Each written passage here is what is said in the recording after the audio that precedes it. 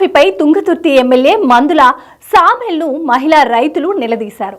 నూతన్కల్ మండలం వెంకపల్లిలో బండి యాదగిరి విగ్రహానికి స్థలం పరిశీలన కోసం ఎమ్మెల్యే వెళ్ళగా మహిళలు అక్కడికి భారీగా చేరుకున్నారు. ఎన్నికల సమయంలో 2 లక్షల రుణమాఫీ చేస్తామని మాట ఇచ్చి ఇప్పటి వరకు ఎందుకు పూర్తి చేయలేదని ప్రశ్నించారు.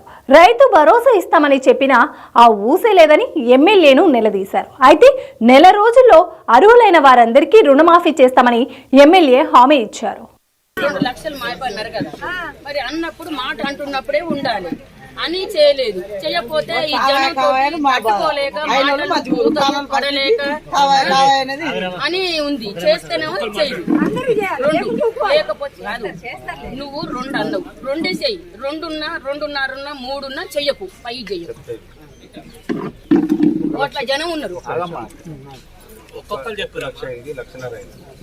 2 లక్షల వరకు ఏదో టెక్నికల్ ప్రాబ్లమా ఏదో ఉంటే దాన్ని కూడా సరి చేసి మొన్న 2,277 కోట్లు ఆ పైసలను జమ కాగానే మీ అకౌంట్లో అందరికి ఇవ్వాలని గవర్నమెంట్ డిసైడ్ అయింది.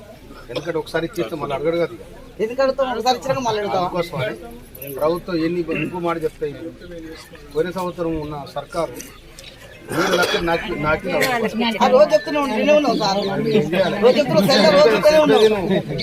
అమ్మా. ఇప్పుడు ఆయన తెచ్చిన అప్పుకు వచ్చే ఆమ్దానికి మొత్తం 6,000 చిల్లర 6,000 కోట్ల రూపాయలు చిల్లర అక్కడ కట్టాలి, ఈ రుణమాఫీ చేయాలి.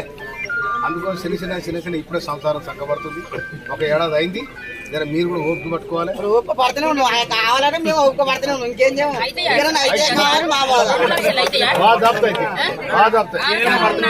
డబ్బులు పోయింది, యాసంగిది వస్తుంది, ఇది లేదు అది లేదు. సర్పంచ్ ఓటు ఒక్కటి కూడా